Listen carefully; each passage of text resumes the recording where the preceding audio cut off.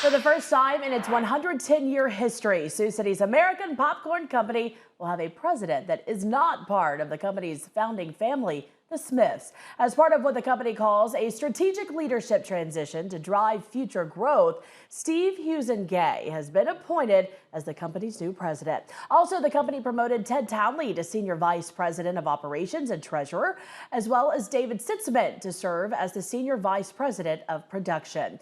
Carlton and Gary Smith, the fourth generation of the Smith family to lead the company, will shift away from day-to-day management.